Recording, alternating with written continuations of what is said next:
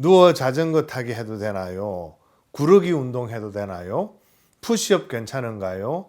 줄넘기, 달리기, 스쿼시, 탁구, 등산, 계단 오르기, 당구, 심지어는 거꾸리가 좋으냐 하는 그런 질문까지 해오셨는데요. 안녕하십니까. 여러분들 새해가 밝았습니다. 올 한 해 새해 복 많이 받으시고 더 건강하시기 바랍니다. 여러분들 건강에 제가 조금이라도 도움이 될 수 있다면 더 바랄 나위가 없겠습니다. 오늘은 그간 여러분들 많이 올려주신 댓글 중에 내 허리가 아픈데 이런 운동 해도 되나요? 하는 그런 내용들을 모아봤습니다. 그래서 댓글 모아 FAQ 시리즈입니다. 누워 자전거 타기 해도 되나요? 구르기 운동 해도 되나요? 푸시업 괜찮은가요? 줄넘기, 달리기, 스쿼시, 탁구, 등산, 계단 오르기, 당구, 심지어는 거꾸리가 좋으냐 하는 그런 질문까지 해오셨는데요.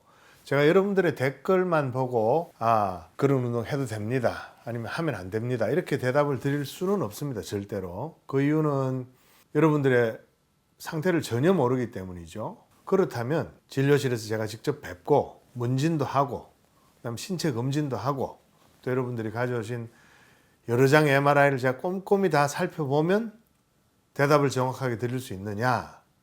또 그건 또 아닙니다. 그게 그렇게 간단한 일이 아닙니다. 예를 들어서 아주 심한 디스크 탈출이 최근에 생겨가지고 마치 김장할 때 그 배추를 고춧가루로 막 절이듯이 여러분들의 배측신경절이 탈출된 수액으로 이렇게 막 절여져 있는 그런 상태라면 제가 이런 경우는 정말 당분간은 아무런 운동도 하시면 안 됩니다. 주로 누워 계시고 살살 걸으시고 신전 동작만 하시고 이렇게 통증이 줄어들 때까지 기다리십시오. 이런 말씀은 드릴 수 있지만 그게 아니라 오랜 기간 동안에 허리가 아팠다가 안 아팠다가 많이 아팠다가 덜 아팠다가 이런 상황을 계속 반복하시는 분이 가져오신 MRI는 아무리 오래 봐도 그 MRI를 보고는 윗몸 일으키기는 하면 안 되고 크런치는 해도 되겠는데요. 이런 말씀을 드릴 수가 없습니다. 왜냐하면 디스크 속에 있는 상처를 MRI가 다 보여주지 못하기 때문입니다.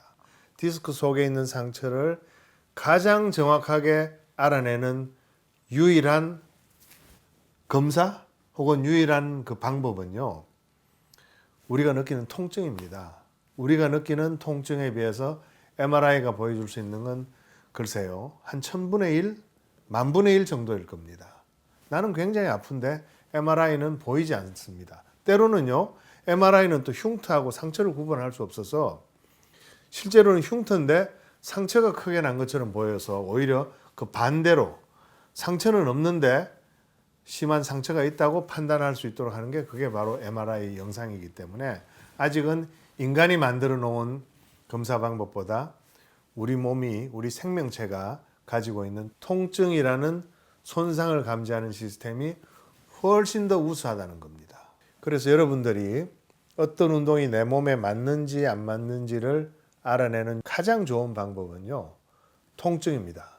그 운동을 해서 운동을 하는 중에 더 아프거나 하고 나서 그날 오후 그날 저녁에 더 아프거나 아니면 잠을 자고 나서 운동하고 잠을 잔 다음에 그 다음날 아침에 일어났을 때 더 아프게 만드는 어떤 운동은 여러분들 몸에 아직 맞지 않은 겁니다. 그 운동 때문에 몸은 더 건강해지지만 근육은 더 튼튼해지지만 복근은 더 튼튼해지지만 몸은 더 유연해지지만 그 과정에서 디스크가 손상을 받는다는 뜻이고요. 그럴 때는 그 운동을 계속하면 허리가 점점 더 아프게 될 것입니다. 디스크 손상이 더 심해진다 그런 뜻입니다. 어떤 운동을 할 때 더 아프거나 하고 나서 더 아프거나 하고 나서 잠을 잤는데 일어날 때 더 아프거나 하는 그런 운동이 몸에는 좋지만 허리에는 나쁘다 그런 뜻입니다. 그걸 여러분들이 알아내는 능력이 생기시면요. 내 몸과 허리에 어떤 운동이 가장 적합한지를 알 수 있습니다. 그렇게 통증을 일으키는 운동이 있으면 그보다 낮은 단계로 운동을 바꾸면 됩니다. 그렇게 하려면 근데 어떤 운동이 허리에 부담이 크고 어떤 운동이 허리에 부담이 적은지는 아셔야 되는 것이죠. 그래서 어떤 운동이 내 허리에 부담이 적으면서 내 몸에는 좋은지를 알려면은 각각의 운동마다 허리의 부담이 얼마나 크고 적은지는 여러분들이 반드시 아셔야 됩니다. 그게 아주 중요합니다. 굉장히 중요한 포인트입니다. 그래서 제가 그걸 100년 운동, 100년 허리에 늘 계속 제가 반복해서 말씀드리는 게 바로 그것입니다. 예를 들면요. 누워서 상체를 완전히 일으키는 윗몸 일으키기보다는 누워서 상체를 살짝만 까딱까딱 들어 올리는 크런치가 훨씬 더 허리 부담이 적습니다. 그래서 윗몸 일으키기를 해서 더 아픈 분들은 크런치로 바꿔보는 방법이 있고요. 크런치를 해도 계속 아파요. 그러면 아예 들지는 말고 누운 상태에서 복근에 힘만 주는 방법도 있고 혹은 플랭크로 바꾸는 방법도 있고 그렇게 운동에 허리 부담이 크고 적은 걸 잘 아셔가지고 통증이 없는 범위 내에서 가장 자기 몸을 강하게 자극할 수 있는 운동으로 꾸준히 하다 보면 점점점 더 높은 강도의 운동을 하실 수 있다 그런 이야기입니다. 똑같은 골프라도 연습장에 가서 1시간에 200개, 300개를 두드리는 것보다는 라운딩 가서 4시간에 뭐 잘 치는 분들은 80개, 뭐 70개, 저 같은 경우는 100개를 훨씬 넘습니다만은 그렇게 100개 넘게 쳐봤자 4시간에 100개 넘게 치는 거니까 훨씬 더 허리 부담이 적다 그런 뜻이죠. 또 다른 예를 들면요.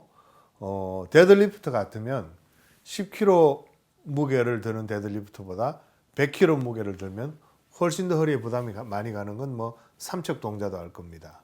그래서 만약에 40kg를 들고 데드리프트를 했더니 한 3세트, 5세트 해도 허리가 별로 아프지 않았어요. 다음날 아침까지. 그런데 50kg를 드니까 아픈 겁니다. 그렇다면 당연히 당분간은 40kg로 데드리프트를 하다가 한 3주 내지 6주 뭔가 우리 몸의 생물학적 변화가 얼마나 충분한 시간이 지난 후에 혹은 통증이 확연하게 줄어들 때 그때 다시 강도를 높여보는 것도 방법입니다. 어떤 운동이 허리에 부담이 많고 어떤 운동이 허리에 부담이 적은지는 여러분들 스스로가 반드시 아셔야 됩니다. 그래서 내가 허리가 아픈데 이 운동을 해도 되나 하면 안 되나를 아는 가장 좋은 방법은 그 운동을 했을 때 내 허리 통증이 심해지느냐 하고 나서 더 통증이 심해지느냐 하고 나서 잠을 자고 아침에 일어났더니 그 통증이 더 심해지느냐 이걸 알아내는 것이 가장 중요하고 통증이 심해질 때는 그보다 한 단계 낮은 그런 운동으로 바꿔야 된다 그런 뜻입니다. 그런 식으로 여러분들의 통증을 잘 봐가면서 운동의 강도를 낮은 것부터 높은 것으로 올려나가는 것이 중요하다 그런 뜻입니다. 그런 의미에서 여러분들께서 올려주신 그 댓글들 보면 누워 자전거 타기는 어떠냐. 누워 자전거 타기는 사실 누워서 허리를 구부려서 다리를 들어 올려야 되고 그래서 다리를 막 움직이다 보면 허리가 구부러진 상태에서 다리 움직이는 근육 중에 장요근이라고 일리오소아스라는 근육이 있습니다. 그 근육이 힘을 많이 쓰게 되거든요. 그 근육이 힘을 쓰면 디스크 압력이 높아집니다. 그래서 누워 자전거 타기는 좀 허리에 부담이 있다. 이 운동을 해서 아프지 않으면 좋은데 아프신 분이라면 저라면 누워서 자전거 타지 말고 앉아서 타겠습니다. 실내 자전거 타는 게 오히려 허리 부담은 훨씬 적습니다. 그 다음 구르기 운동이 좋으냐. 구르기 운동은 사실은 목이나 허리 디스크를 손상시키기 아주 좋은 그런 운동이라 이 운동을 해서 아프지 않으면 물론 해도 됩니다. 아프지 않고 본인이 구르기 운동을 열심히 해가지고 피겨스케이트 선수가 되겠다. 아니면 뭐 월드컵에 나가보겠다. 그럼 당연히 하셔야죠. 그렇지 않다면 안 하시는 게 좋겠다. 그런 뜻입니다. 푸시업은 사실은 플랭크하고 비슷한 자세라서 허리에 무리가 별로 없습니다. 그렇지만 푸시업 하는 과정에서 복근이 꽤 강하게 수축할 수 있어서 해서 더 아프면 잠시 쉬셨다가 다른 운동부터 하고 한 3주 내지 6주 정도 쉬셨다가 하시는 게 좋습니다. 그럼 줄넘기 달리기는 땅과 발이 꽤 강하게 부딪히는 그런 운동입니다. 그 운동이 사실은 디스크가 어느 정도 튼튼한 분들한테는 그 디스크를 더욱더 튼튼하게 만들 수 있어요. 그렇지만 디스크 손상이 있는 분들한테는 그 충격 때문에 손상이 좀 더 심해질 수 있으니까 이런 경우에 바로 여러분들이 통증을 잘 보셔야 됩니다. 아프지 않으면 당연히 하면 할수록 좋고요. 아픈 분들은 달리기 속도를 좀 줄인다든지 아니면 걷는다든지 줄넘기를 할 때도 뒤꿈치를 많이 들고 뛴다든지 아니면 신발을 뭐 다른 신발을 신어 본다든지 이런 여러 가지 그 옵션을 바꿔가면서 여러분들이 통증이 없는 범위 내에서 운동하시는 게 중요하다 그런 겁니다. 그 다음에 스쿼시, 탁구 있는데요. 스쿼시, 탁구, 테니스 뭐 이런 게 허리의 이 운동 범위가 굉장히 넓은 운동이라서 위험해 보이긴 하는데요. 막상 이게 공이 오는 위치가 다 다르고 뭐 포핸드도 치고 백핸드도 치고 높은 공도 치고 낮은 공도 치고 하다 보니까 허리에 충격을 가하는 방향이 계속 달라집니다. 그래서 생각보다 그렇게 위험하지는 않습니다. 허리에 부담이 크지 않습니다. 마찬가지로 이런 운동해서 아프지 않으면 얼마든지 하면 할수록 좋은 거고 많이 아프면 이제 운동의 강도를 줄인다든지 같이 치는 친구한테 좀 살살 해달라 뭐 이렇게 부탁을 한다든지 하면서 안 아픈 범위 내에서 여러분들 꾸준히 운동하실 수 있도록 하면 됩니다. 그 다음에 등산이나 계단 오르기는요 사실은 허리 부담은 거의 없는 운동입니다. 무릎에 부담이 좀 있어서 그렇지 무릎이 튼튼하신 분들은요 등산 계단 오르기 많이 하셔도 됩니다. 거꾸리는 이제 우리 동네 그 운동하는 데 가보면 발을 묶어서 이렇게 물구나무 서게 하는 그런 기구죠. 그 기구에 대해서 정말 많은 질문을 해오시는데 제가 외부 강의를 가면 꼭 나오는 질문이 이겁니다. 거꾸리 해도 되나요? 거꾸리 자체는 그렇게 허리에 부담이 많은 운동은 아닙니다. 문제는 거꾸리에 올라앉을 때, 그 다음 내려올 때 허리가 구부러지면서 손상이 될 수 있고 혈압이 높다든지 고혈압이 있다든지 아니면 녹내장이 있는 분들한테는 좋지 않은 걸로 되어 있습니다. 그 다음에 이제 당구에 대해서 물어오시는 분들이 많습니다. 특히 이제 진료실에 어르신이 허리가 아파서 오실 때 그 따라오신 그 사모님들이 이 양반이 당구를 너무 오래 쳐가지고 허리가 아픈 게 분명합니다. 제발 당구를 그만 치게 해주십시오. 이렇게 말씀하시는데 사실은 당구 칠 때 허리를 구부리긴 합니다. 그래서 허리를 구부려서 나쁠 것 같긴 하지만 구부리는 그 속도가 아주 천천히 보통 구부리고 그 다음에 구부려서 이제 큐거리를 이렇게 한 상태로 이 손으로 당구대를 좀 짚게 되거든요. 그래서 허리 부담은 그렇게 크지 않은 그런 운동입니다. 당구로 허리 손상이 올 가능성은 높지 않습니다. 그렇지만 당구를 계속 쳐서 허리가 많이 아픈 분들은 한번 끊어보거나 당구 치는 시간을 좀 줄여보는 것도 방법이겠죠.